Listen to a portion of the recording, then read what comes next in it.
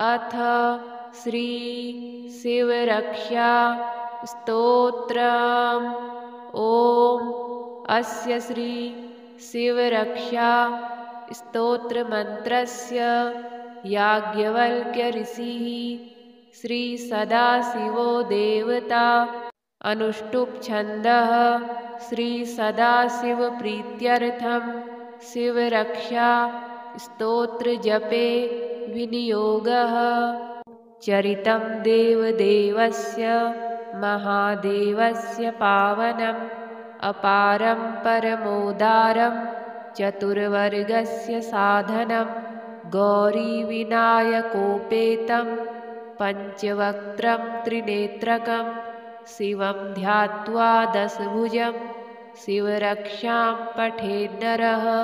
गङ्गाधरः शिरः पातु भालम् अर्धेन्दुशेखरः नयने मदनध्वंसी कर्णो सर्पविभूषणः घ्राणं पातु पुरारातिः मुखं पातु जगत्पतिः जिह्वां वागीश्वरः पातु कन्धरां सितिकन्धरः श्रीकण्ठः पातु मे कण्ठं स्कन्धौ विश्वधुरन्धरः भुजौ भूभारसंहरिता करौ पातु पिनाकधृक् हृदयं शङ्करः पातु जठरं गिरिजापतिः नाभिं मृत्युञ्जयः पातु कटिव्याघ्राजिनाम्बरः शक्तिनी पातु दीनार्त शरणागतवत्सलः ऊरू महेश्वरः पातु जानुनी जगदीश्वरः जङ्घे पातु जगत्कर्ता गुल्फौ पातु गणाधिपः चरणौ करुणासिन्धुः सर्वाङ्गानि सदाशिवः एतां शिवबलोपेतां रक्षां यः सुकृती पठेत् स भुक्त्वा सकलान् कामान् शिवसायुज्यमाप्नुयात्। ग्रहभूतपिशाचाद्य त्रैलोक्ये विचरन्ति ये दूरादासु पलायन्ते शिवनामाभिरक्षणात्। अभयङ्करनामेदं कवचं पार्वतीपतेः भक्त्या बिभर्ति यः कण्ठे तस्य वश्यं जगत्त्रयम्। इमां नारायणः स्वप्ने शिवरक्षां यथा दिशत् प्रातरुत्थाय योगीन्द्रो याज्ञवल्क्यः तथा लिखत्। चरितं देवदेवस्य महादेवस्य पावनम् अपारं परमोदारं चतुर्वर्गस्य साधनं गौरीविनायकोपेतं पञ्चवक्त्रं त्रिनेत्रकं शिवं ध्यात्वा दशभुजं शिवरक्षां पठेन्नरः। गङ्गाधरः शिरः पातु भालम् अर्धेन्दुशेखरः नयने मदनध्वंसी कर्णो सर्पविभूषणः घ्राणं पातु पुरारातिः मुखं पातु जगत्पतिः जिह्वां वागीश्वरः पातु कन्धरां सितिकन्धरः श्रीकण्ठः पातु मे कण्ठं स्कन्धौ विश्वधुरन्धरः भुजौ भूभारसंहरिता करौ पातु पिनाकधृक् हृदयं शङ्करः पातु जठरं गिरिजापतिः नाभिं मृत्युञ्जयः पातु कटिव्याघ्राजिनाम्बरः शक्तिनी पातु दीनार्त शरणागतवत्सलः ऊरू महेश्वरः पातु जानुनी जगदीश्वरः जङ्घे पातु जगत्कर्ता गुल्फौ पातु गणाधिपः चरणौ करुणासिन्धुः सर्वाङ्गानि सदाशिवः एतां शिवबलोपेतां रक्षां यः सुकृती पठेत् स भुक्त्वा सकलान् कामान् शिवसायुज्यमाप्नुयात्। ग्रहभूतपिशाचाद्य त्रैलोक्ये विचरन्ति ये दूरादासु पलायन्ते शिवनामाभिरक्षणात् अभयङ्करनामेदं कवचं पार्वतीपतेः भक्त्या बिभर्ति यः कण्ठे तस्य वश्यं जगत्त्रयम् इमां नारायणः स्वप्ने शिवरक्षां यथा दिशत् प्रातरुत्थाय योगीन्द्रो याज्ञवल्क्यः तथा लिखत् चरितं देवदेवस्य महादेवस्य पावनम् अपारं परमोदारं चतुर्वर्गस्य साधनं गौरीविनायकोपेतं पञ्चवक्त्रं त्रिनेत्रकं शिवं ध्यात्वा दशभुजं शिवरक्षां पठेन्नरः गङ्गाधरः शिरः पातु भालम् अर्धेन्दुशेखरः नयने मदनध्वंसी कर्णो सर्पविभूषणः घ्राणं पातु पुरारातिः मुखं पातु जगत्पतिः जिह्वां वागीश्वरः पातु कन्धरां सितिकन्धरः श्रीकण्ठः पातु मे कण्ठं स्कन्धौ विश्वधुरन्धरः भुजौ भूभारसंहरिता करौ पातु पिनाकधृक् हृदयं शङ्करः पातु जठरं गिरिजापतिः नाभिं मृत्युञ्जयः पातु कटिव्याघ्राजिनाम्बरः शक्तिनी पातु दीनार्त शरणागतवत्सलः ऊरू महेश्वरः पातु जानुनी जगदीश्वरः जङ्घे पातु जगत्कर्ता गुल्फौ पातु गणाधिपः चरणौ करुणासिन्धुः सर्वाङ्गानि सदाशिवः एतां शिवबलोपेतां रक्षां यः सुकृती पठेत् स भुक्त्वा सकलान् कामान् शिवसायुज्यमाप्नुयात् ग्रहभूतपिशाचाद्य त्रैलोक्ये विचरन्ति ये दूरादासु पलायन्ते शिवनामाभिरक्षणात् अभयङ्करनामेदं कवचं पार्वतीपतेः भक्त्या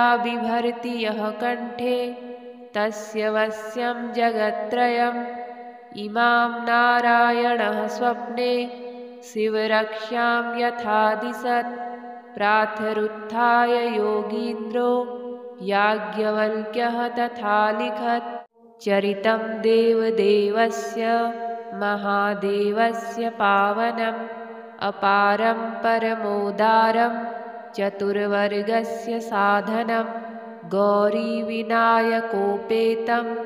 पञ्चवक्त्रं त्रिनेत्रकं शिवं ध्यात्वा दशभुजं शिवरक्षां पठेन्नरः गङ्गाधरः शिरः पातु भालम् अर्धेन्दुशेखरः नयने मदनध्वंसी कर्णो सर्पविभूषणः घ्राणं पातु पुरारातिः मुखं पातु जगत्पतिः जिह्वां वागीश्वरः पातु कन्धरां सितिकन्धरः श्रीकण्ठः पातु मे कण्ठं स्कन्धौ विश्वधुरन्धरः भुजौ भूभारसंहरिता करौ पातु पिनाकधृक् हृदयं शङ्करः पातु जठरं गिरिजापतिः नाभिं मृत्युञ्जयः पातु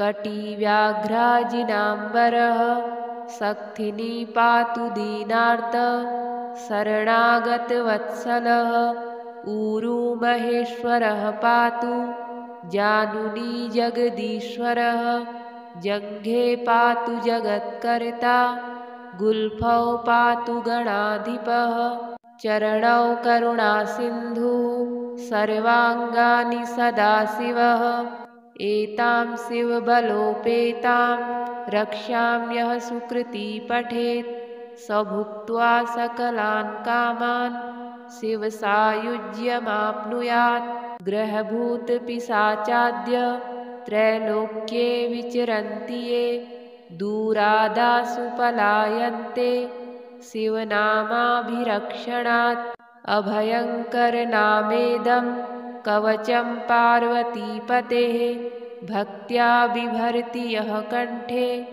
तस्य वश्यं जगत्त्रयम्।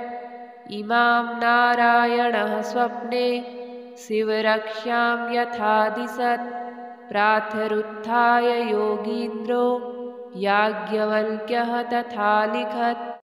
चरितं देवदेवस्य महादेवस्य पावनम्, अपारं परमोदारं चतुर्वर्गस्य साधनं। गौरीविनायकोपेतं पञ्चवक्त्रं त्रिनेत्रकं, शिवं ध्यात्वा दशभुजं शिवरक्षां पठेन्नरः। गङ्गाधरः शिरः पातु भालम् अर्धेन्दुशेखरः, नयने मदनध्वंसी कर्णो सर्पविभूषणः। घ्राणं पातु पुरारातिः, मुखं पातु जगत्पतिः, जिह्वां वागीश्वरः पातु कन्धरां सितिकन्धरः। श्रीकण्ठः पातु मे कण्ठं, स्कन्धौ विश्वधुरन्धरः। भुजौ भूभारसंहरिता, करौ पातु पिनाकधृक्। हृदयं शङ्करः पातु, जठरं गिरिजापतिः। नाभिं मृत्युञ्जयः पातु, कटिव्याघ्राजिनाम्बरः। शक्तिनी पातु दीनार्त, शरणागतवत्सलः। ऊरू महेश्वरः पातु, जानुनी जगदीश्वरः। जङ्घे पातु जगत्कर्ता, गुल्फौ पातु गणाधिपः। चरणौ करुणासिन्धुः, सर्वाङ्गानि सदाशिवः।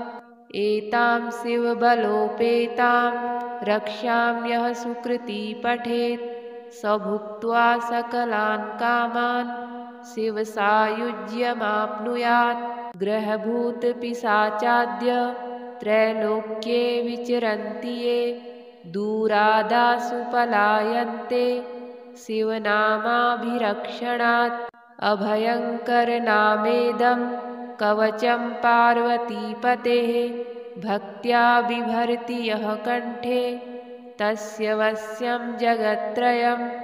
इमां नारायणः स्वप्ने शिवरक्षां यथा दिशत्, प्रातरुत्थाय योगीन्द्रो याज्ञवल्क्यः तथा लिखत्। चरितं देवदेवस्य महादेवस्य पावनम्, अपारं परमोदारं चतुर्वर्गस्य साधनं। गौरीविनायकोपेतं पञ्चवक्त्रं त्रिनेत्रकं, शिवं ध्यात्वा दशभुजं शिवरक्षां पठेन्नरः। गङ्गाधरः शिरः पातु, भालम् अर्धेन्दुशेखरः। नयने मदनध्वंसी कर्णो सर्पविभूषणः। घ्राणं पातु पुरारातिः, मुखं पातु जगत्पतिः। जिह्वां वागीश्वरः पातु कन्धरां सितिकन्धरः। श्रीकण्ठः पातु मे कण्ठं, स्कन्धौ विश्वधुरन्धरः। भुजौ भूभारसंहरिता, करौ पातु पिनाकधृक्। हृदयं शङ्करः पातु, जठरं गिरिजापतिः। नाभिं मृत्युञ्जयः पातु, कटिव्याघ्राजिनाम्बरः। शक्तिनी पातु दीनार्त, शरणागतवत्सलः। ऊरू महेश्वरः पातु, जानुनी जगदीश्वरः। जङ्घे पातु जगत्कर्ता, गुल्फौ पातु गणाधिपः। चरणौ करुणासिन्धुः, सर्वाङ्गानि सदाशिवः। एतां शिवबलोपेतां रक्षां यः सुकृती पठेत्, स भुक्त्वा सकलान् कामान् शिवसायुज्यमाप्नुयात्। ग्रहभूतपिशाचाद्य त्रैलोक्ये विचरन्ति ये दूरादासु पलायन्ते शिवनामाभिरक्षणात्। अभयङ्करनामेदं कवचं पार्वतीपतेः भक्त्या बिभर्ति यः कण्ठे तस्य वश्यं जगत्त्रयम्। इमां नारायणः स्वप्ने शिवरक्षां यथा दिशत् प्रातरुत्थाय योगीन्द्रो याज्ञवल्क्यः तथा लिखत्। चरितं देवदेवस्य महादेवस्य पावनम् अपारं परमोदारं चतुर्वर्गस्य साधनं। गौरीविनायकोपेतं पञ्चवक्त्रं त्रिनेत्रकं शिवं ध्यात्वा दशभुजं शिवरक्षां पठेन्नरः। गङ्गाधरः शिरः पातु भालम् अर्धेन्दुशेखरः नयने मदनध्वंसी कर्णो सर्पविभूषणः। घ्राणं पातु पुरारातिः मुखं पातु जगत्पतिः जिह्वां वागीश्वरः पातु कन्धरां सितिकन्धरः। श्रीकण्ठः पातु मे कण्ठं स्कन्धौ विश्वधुरन्धरः भुजौ भूभारसंहरिता करौ पातु पिनाकधृक्।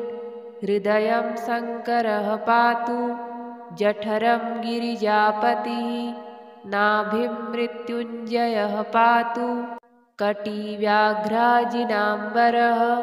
शक्तिनी पातु दीनार्त शरणागतवत्सलः ऊरू महेश्वरः पातु जानुनी जगदीश्वरः। जङ्घे पातु जगत्कर्ता गुल्फौ पातु गणाधिपः। चरणौ करुणासिन्धुः सर्वाङ्गानि सदाशिवः। एतां शिवबलोपेतां रक्षां यः सुकृती पठेत् स भुक्त्वा सकलान् कामान् शिवसायुज्यमाप्नुयात्। ग्रहभूतपिशाचाद्य त्रैलोक्ये विचरन्ति ये दूरादासु पलायन्ते शिवनामाभिरक्षणात्।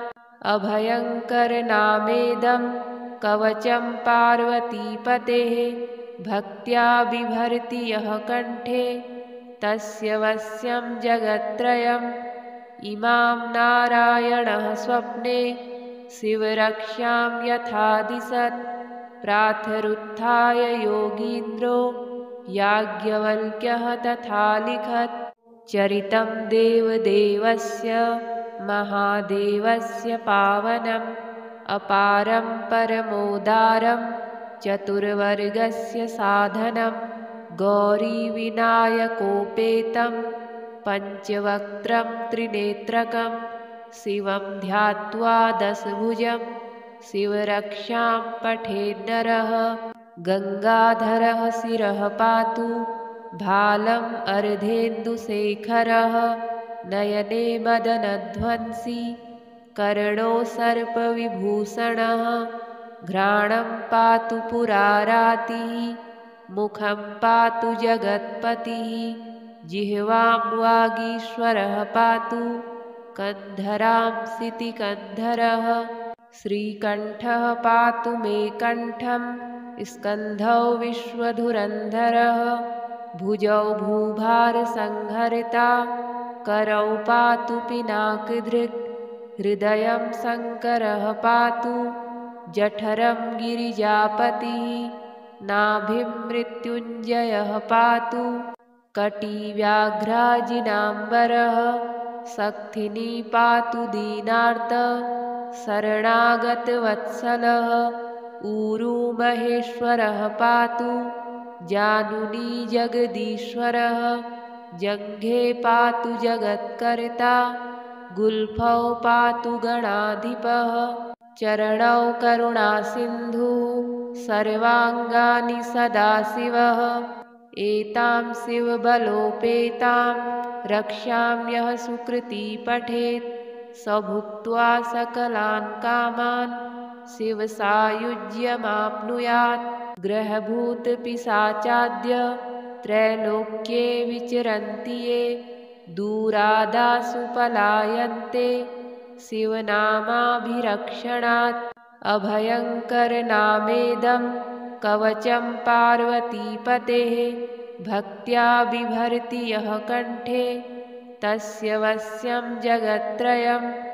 इमां नारायणः स्वप्ने शिवरक्षां यथा दिशत् प्रातरुत्थाय योगीन्द्रो याज्ञवल्क्यः तथा लिखत्। चरितं देवदेवस्य महादेवस्य पावनम् अपारं परमोदारं चतुर्वर्गस्य साधनं। गौरीविनायकोपेतं पञ्चवक्त्रं त्रिनेत्रकं शिवं ध्यात्वा दशभुजं शिवरक्षां पठेन्नरः। गङ्गाधरः शिरः पातु भालम् अर्धेन्दुशेखरः नयने मदनध्वंसी कर्णो सर्पविभूषणः। घ्राणं पातु पुरारातिः मुखं पातु जगत्पतिः जिह्वां वागीश्वरः पातु कन्धरां सितिकन्धरः। श्रीकण्ठः पातु मे कण्ठं स्कन्धौ विश्वधुरन्धरः भुजौ भूभारसंहरिता करौ पातु पिनाकधृक्। हृदयं शङ्करः पातु जठरं गिरिजापतिः नाभिं मृत्युञ्जयः पातु कटिव्याघ्राजिनाम्बरः। शक्तिनी पातु दीनार्त शरणागतवत्सलः ऊरू महेश्वरः पातु जानुनी जगदीश्वरः। जङ्घे पातु जगत्कर्ता गुल्फौ पातु गणाधिपः। चरणौ करुणासिन्धुः सर्वाङ्गानि सदाशिवः। एतां शिवबलोपेतां रक्ष्याम्यः सुकृती पठेत् स भुक्त्वा सकलान् कामान् शिवसायुज्यमाप्नुयात्। ग्रहभूतपिशाचाद्य त्रैलोक्ये विचरन्ति ये दूरादासु पलायन्ते शिवनामाभिरक्षणात्। अभयङ्करनामेदं कवचं पार्वतीपतेः भक्त्या बिभर्ति यः कण्ठे तस्य वश्यं जगत्त्रयम्। इमां नारायणः स्वप्ने शिवरक्षां यथा दिशत् प्रातरुत्थाय योगीन्द्रो याज्ञवल्क्यः तथा लिखत्। चरितं देवदेवस्य महादेवस्य पावनम् अपारं परमोदारं चतुर्वर्गस्य साधनं। गौरीविनायकोपेतं पञ्चवक्त्रं त्रिनेत्रकं शिवं ध्यात्वा दशभुजं शिवरक्षां पठेन्नरः। गङ्गाधरः शिरः पातु भालम् अर्धेन्दुशेखरः नयने मदनध्वंसी कर्णो सर्पविभूषणः। घ्राणं पातु पुरारातिः मुखं पातु जगत्पतिः जिह्वां वागीश्वरः पातु कन्धरां सितिकन्धरः। श्रीकण्ठः पातु मे कण्ठं स्कन्धौ विश्वधुरन्धरः भुजौ भूभारसंहरिता करौ पातु पिनाकधृक्। हृदयं शङ्करः पातु जठरं गिरिजापतिः नाभिं मृत्युञ्जयः पातु कटिव्याघ्राजिनाम्बरः। शक्तिनी पातु दीनार्त शरणागतवत्सलः ऊरू महेश्वरः पातु जानुनी जगदीश्वरः। जङ्घे पातु जगत्कर्ता गुल्फौ पातु गणाधिपः। चरणौ करुणासिन्धुः सर्वाङ्गानि सदाशिवः एतां शिवबलोपेतां रक्ष्याम्यः सुकृती पठेत् स भुक्त्वा सकलान् कामान् शिवसायुज्यमाप्नुयात् ग्रहभूतपिशाचाद्य त्रैलोक्ये विचरन्ति ये दूरादासु पलायन्ते शिवनामाभिरक्षणात् अभयङ्करनामेदं कवचं पार्वतीपतेः भक्त्या बिभर्ति यः कण्ठे तस्य वश्यं जगत्त्रयम् इमां नारायणः स्वप्ने शिवरक्ष्यां यथा दिशत् प्रातरुत्थाय योगीन्द्रो याज्ञवल्क्यः तथा लिखत् चरितं देवदेवस्य महादेवस्य पावनम् अपारं परमोदारं चतुर्वर्गस्य साधनं गौरीविनायकोपेतं पञ्चवक्त्रं त्रिनेत्रकं शिवं ध्यात्वा दशभुजं शिवरक्षां पठेन्नरः गङ्गाधरः शिरः पातु भालम् अर्धेन्दुशेखरः नयने मदनध्वंसी कर्णो सर्पविभूषणः घ्राणं पातु पुरारातिः मुखं पातु जगत्पतिः जिह्वां वागीश्वरः पातु कन्धरां सितिकन्धरः श्रीकण्ठः पातु मे कण्ठं स्कन्धौ विश्वधुरन्धरः भुजौ भूभारसंहरिता करौ पातु पिनाकधृक् हृदयं शङ्करः पातु जठरं गिरिजापतिः नाभिं मृत्युञ्जयः पातु कटिव्याघ्राजिनाम्बरः शक्तिनी पातु दीनार्त शरणागतवत्सलः ऊरू महेश्वरः पातु जानुनी जगदीश्वरः जङ्घे पातु जगत्कर्ता गुल्फौ पातु गणाधिपः चरणौ करुणासिन्धुः सर्वाङ्गानि सदाशिवः एतां शिवबलोपेतां रक्ष्याम्यः सुकृती पठेत् स भुक्त्वा सकलान् कामान् शिवसायुज्यमाप्नुयात् ग्रहभूतपिशाचाद्य त्रैलोक्ये विचरन्ति ये दूरादासु पलायन्ते शिवनामाभिरक्षणात् अभयङ्करनामेदं कवचं पार्वतीपतेः भक्त्या बिभर्ति यः कण्ठे तस्य वश्यं जगत्त्रयम् इमां नारायणः स्वप्ने शिवरक्ष्यां यथा दिशत् प्रातरुत्थाय योगीन्द्रो याज्ञवल्क्यः तथा लिखत् चरितं देवदेवस्य महादेवस्य पावनम् अपारं परमोदारं चतुर्वर्गस्य साधनं गौरीविनायकोपेतं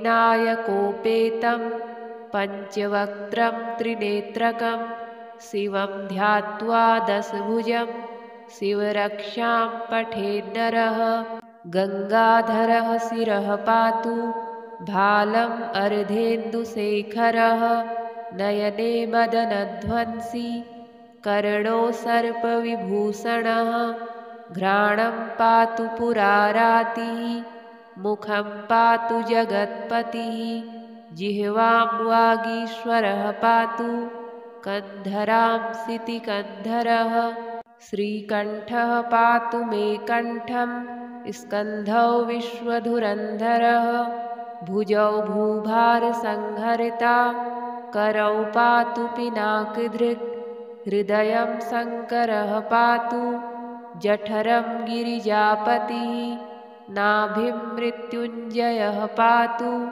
कटिव्याघ्राजिनाम्बरः शक्तिनी पातु दीनार्त शरणागतवत्सलः ऊरू महेश्वरः पातु जानुनी जगदीश्वरः जङ्घे पातु जगत्कर्ता गुल्फौ पातु गणाधिपः चरणौ करुणासिन्धुः सर्वाङ्गानि सदाशिवः एतां शिवबलोपेतां रक्ष्याम्यः सुकृती पठेत् स भुक्त्वा सकलान् कामान् शिवसायुज्यमाप्नुयात् ग्रहभूतपिशाचाद्य त्रैलोक्ये विचरन्ति ये दूरादासु पलायन्ते शिवनामाभिरक्षणात् अभयङ्करनामेदं कवचं पार्वतीपतेः भक्त्या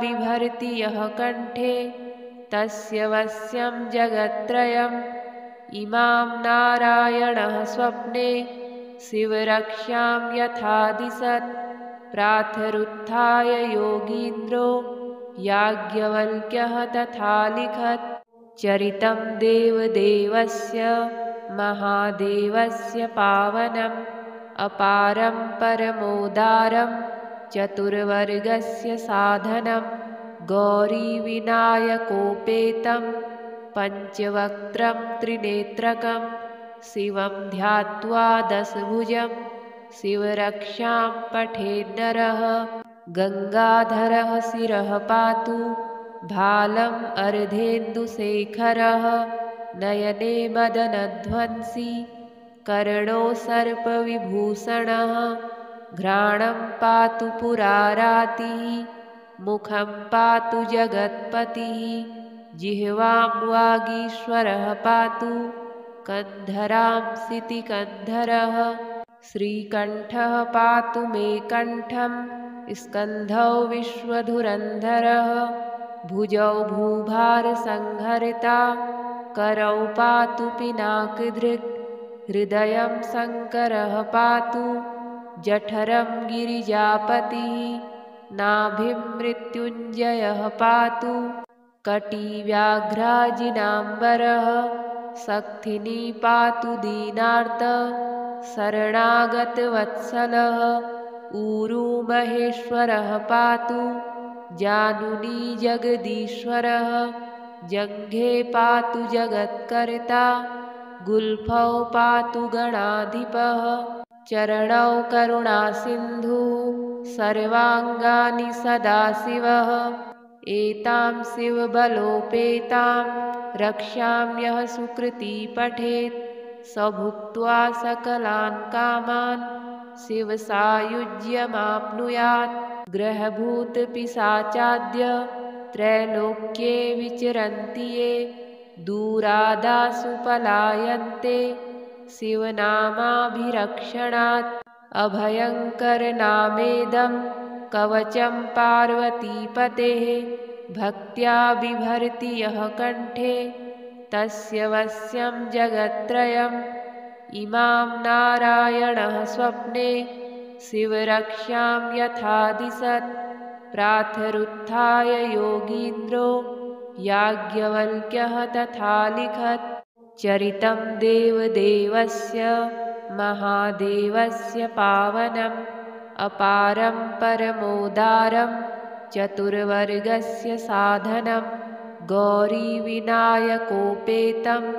पञ्चवक्त्रं त्रिनेत्रकं शिवं ध्यात्वा दशभुजं शिवरक्षां पठेन्नरः गङ्गाधरः शिरः पातु भालम् अर्धेन्दुशेखरः नयने मदनध्वंसी कर्णो सर्पविभूषणः घ्राणं पातु पुरारातिः मुखं पातु जगत्पतिः जिह्वां वागीश्वरः पातु कन्धरां सितिकन्धरः श्रीकण्ठः पातु मे कण्ठं स्कन्धौ विश्वधुरन्धरः भुजौ भूभारसंहरिता करौ पातु पिनाकधृक् हृदयं शङ्करः पातु जठरं गिरिजापतिः नाभिं मृत्युञ्जयः पातु कटिव्याघ्राजिनाम्बरः शक्तिनी पातु दीनार्त शरणागतवत्सलः ऊरू महेश्वरः पातु जानुनी जगदीश्वरः जङ्घे पातु जगत्कर्ता गुल्फौ पातु गणाधिपः चरणौ करुणासिन्धुः सर्वाङ्गानि सदाशिवः एतां शिवबलोपेतां रक्ष्याम्यः सुकृती पठेत् स भुक्त्वा सकलान् कामान् शिवसायुज्यमाप्नुयात् ग्रहभूतपिशाचाद्य त्रैलोक्ये विचरन्ति ये दूरादासु पलायन्ते शिवनामाभिरक्षणात् अभयङ्करनामेदं कवचं पार्वतीपतेः भक्त्या बिभर्ति यः कण्ठे तस्य वश्यं जगत्त्रयम् इमां नारायणः स्वप्ने शिवरक्ष्यां यथा दिशत् प्रातरुत्थाय योगीन्द्रो याज्ञवल्क्यः तथा लिखत् चरितं देवदेवस्य महादेवस्य पावनम् अपारं परमोदारं चतुर्वर्गस्य साधनं गौरीविनायकोपेतं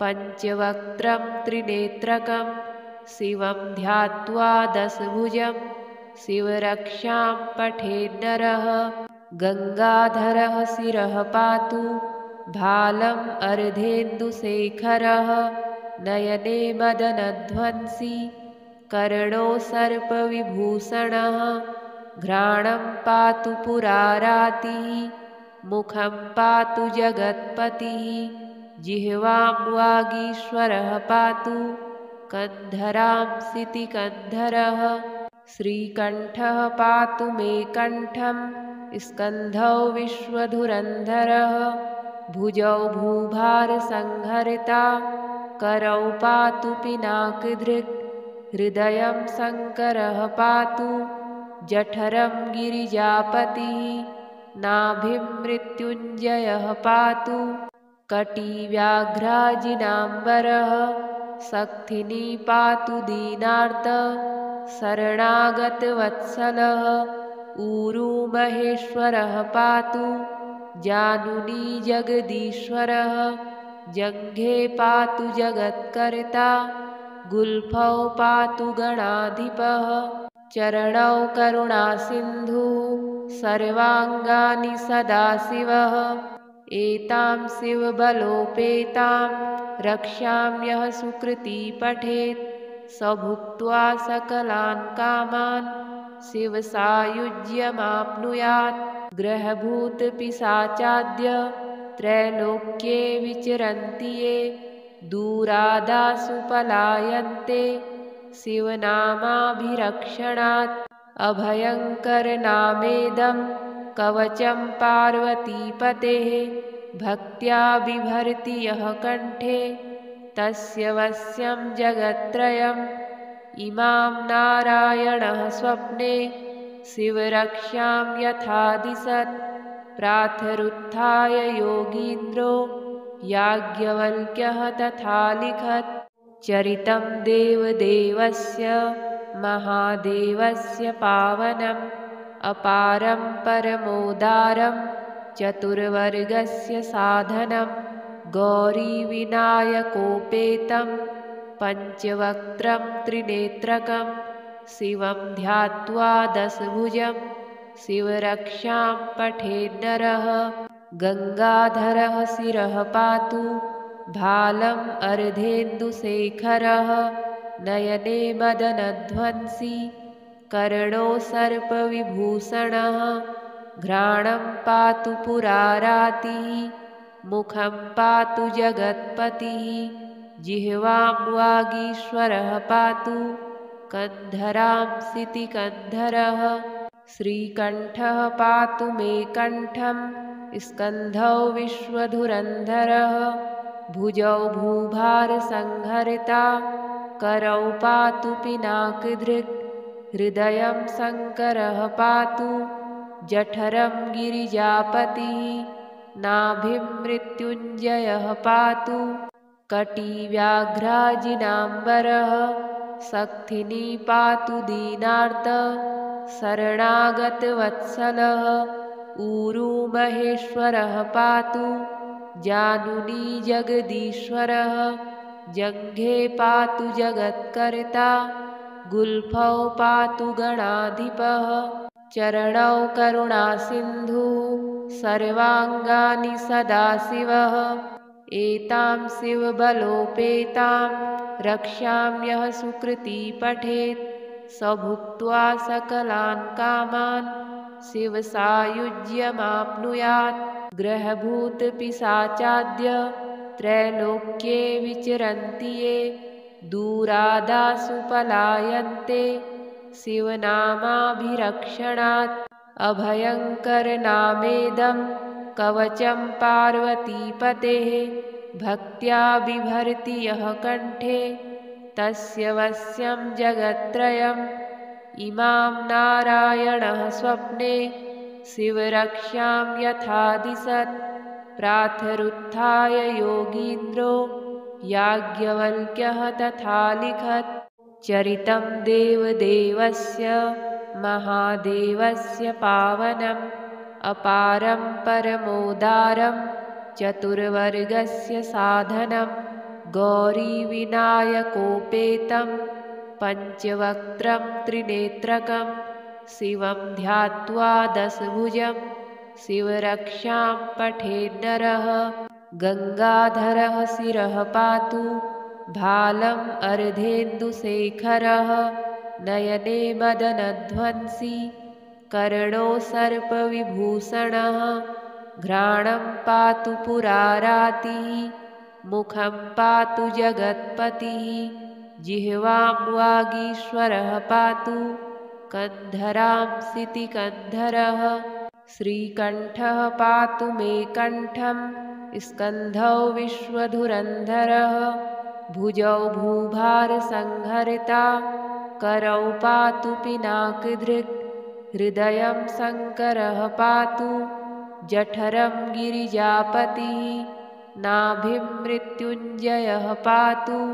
कटिव्याघ्राजिनाम्बरः शक्तिनी पातु दीनार्त शरणागतवत्सलः ऊरू महेश्वरः पातु जानुनी जगदीश्वरः जङ्घे पातु जगत्कर्ता गुल्फौ पातु गणाधिपः चरणौ करुणासिन्धुः सर्वाङ्गानि सदाशिवः एतां शिवबलोपेतां रक्ष्याम्यः सुकृती पठेत् स भुक्त्वा सकलान् कामान् शिवसायुज्यमाप्नुयात् ग्रहभूतपिशाचाद्य त्रैलोक्ये विचरन्ति ये दूरादासु पलायन्ते शिवनामाभिरक्षणात् अभयङ्करनामेदं कवचं पार्वतीपतेः भक्त्या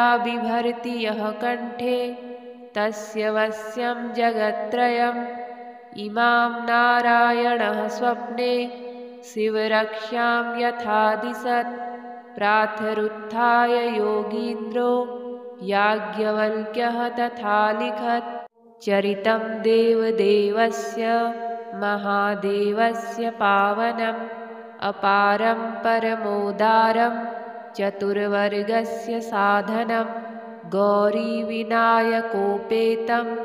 पञ्चवक्त्रं त्रिनेत्रकं शिवं ध्यात्वा दशभुजं शिवरक्षां पठेन्नरः गङ्गाधरः शिरः पातु भालम् अर्धेन्दुशेखरः नयने मदनध्वंसी कर्णो सर्पविभूषणः घ्राणं पातु पुरारातिः मुखं पातु जगत्पतिः जिह्वां वागीश्वरः पातु कन्धरां सितिकन्धरः श्रीकण्ठः पातु मे कण्ठं स्कन्धौ विश्वधुरन्धरः भुजौ भूभारसंहरिता करौ पातु पिनाकधृक् हृदयं शङ्करः पातु जठरं गिरिजापतिः नाभिं मृत्युञ्जयः पातु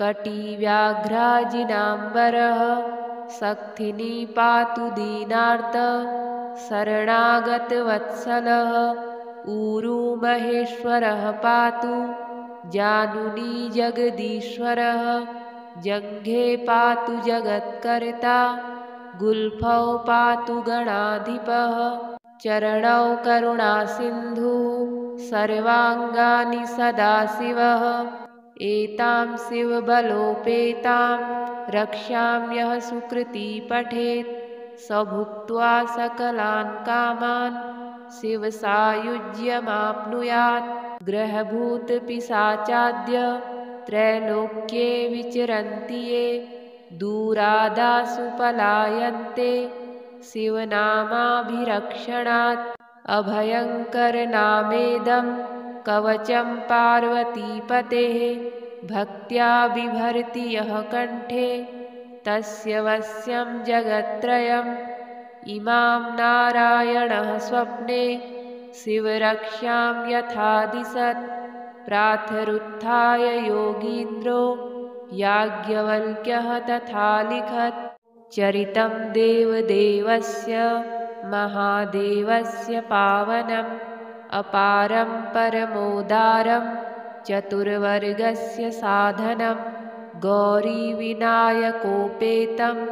पञ्चवक्त्रं त्रिनेत्रकं शिवं ध्यात्वा दशभुजं शिवरक्षां पठेन्नरः गङ्गाधरः शिरः पातु भालम् अर्धेन्दुशेखरः नयने मदनध्वंसी कर्णो सर्पविभूषणः घ्राणं पातु पुरारातिः मुखं पातु जगत्पतिः जिह्वां वागीश्वरः पातु कन्धरां सितिकन्धरः श्रीकण्ठः पातु मे कण्ठं स्कन्धौ विश्वधुरन्धरः भुजौ भूभारसंहरिता करौ पातु पिनाकधृक् हृदयं शङ्करः पातु जठरं गिरिजापतिः नाभिं मृत्युञ्जयः पातु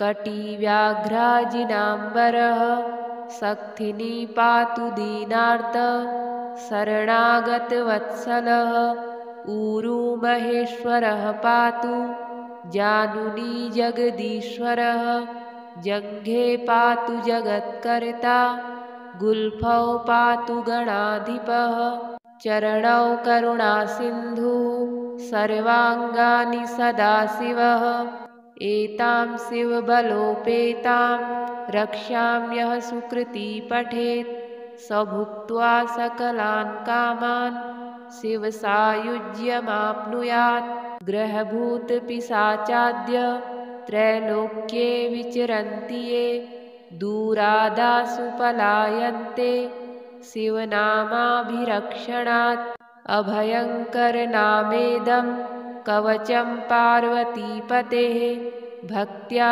बिभर्ति यः कण्ठे तस्य वश्यं जगत्त्रयम् इमां नारायणः स्वप्ने शिवरक्ष्यां यथा दिशत् प्रातरुत्थाय योगीन्द्रो याज्ञवल्क्यः तथा लिखत् चरितं देवदेवस्य महादेवस्य पावनम् अपारं परमोदारं चतुर्वर्गस्य साधनं गौरीविनायकोपेतं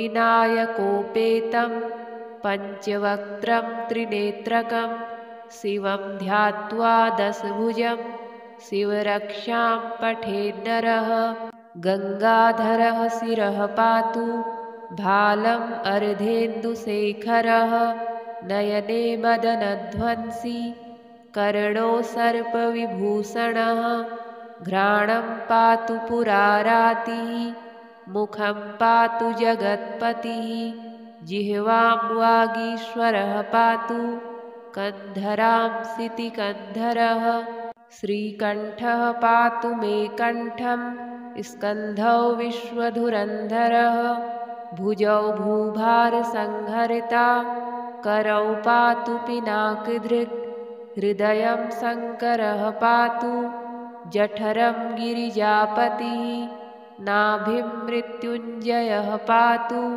कटिव्याघ्राजिनाम्बरः सक्थिनी पातु दीनार्त शरणागतवत्सलः ऊरू महेश्वरः पातु जानुनी जगदीश्वरः जङ्घे पातु जगत्कर्ता गुल्फौ पातु गणाधिपः चरणौ करुणासिन्धुः सर्वाङ्गानि सदाशिवः एतां शिवबलोपेतां रक्ष्याम्यः सुकृती पठेत् स भुक्त्वा सकलान् कामान् शिवसायुज्यमाप्नुयात् ग्रहभूतपिशाचाद्य त्रैलोक्ये विचरन्ति ये दूरादासु पलायन्ते शिवनामाभिरक्षणात् अभयङ्करनामेदं कवचं पार्वतीपतेः भक्त्या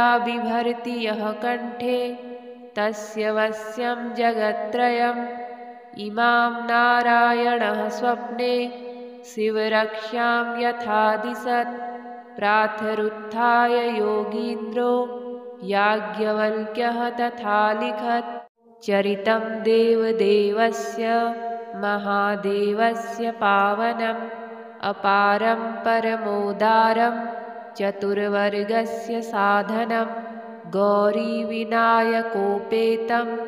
पञ्चवक्त्रं त्रिनेत्रकं शिवं ध्यात्वा दशभुजं शिवरक्षां पठेन्नरः गङ्गाधरः शिरः पातु भालम् अर्धेन्दुशेखरः नयने मदनध्वंसी कर्णो सर्पविभूषणः घ्राणं पातु पुरारातिः मुखं पातु जगत्पतिः जिह्वां वागीश्वरः पातु कन्धरां सितिकन्धरः श्रीकण्ठः पातु मे कण्ठं स्कन्धौ विश्वधुरन्धरः भुजौ भूभारसंहरिता करौ पातु पिनाकधृक् हृदयं शङ्करः पातु जठरं गिरिजापतिः नाभिं मृत्युञ्जयः पातु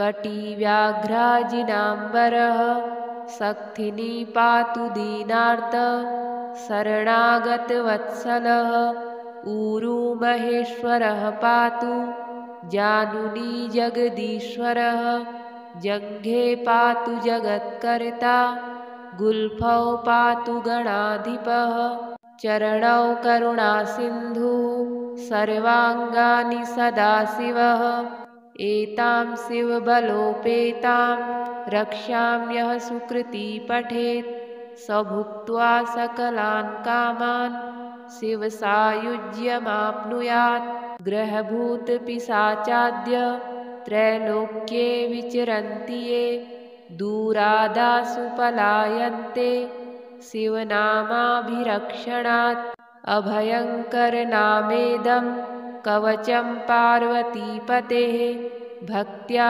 बिभर्ति यः कण्ठे तस्य वश्यं जगत्त्रयम् इमां नारायणः स्वप्ने शिवरक्ष्यां यथा दिशत् प्रातरुत्थाय योगीन्द्रो याज्ञवल्क्यः तथा लिखत्।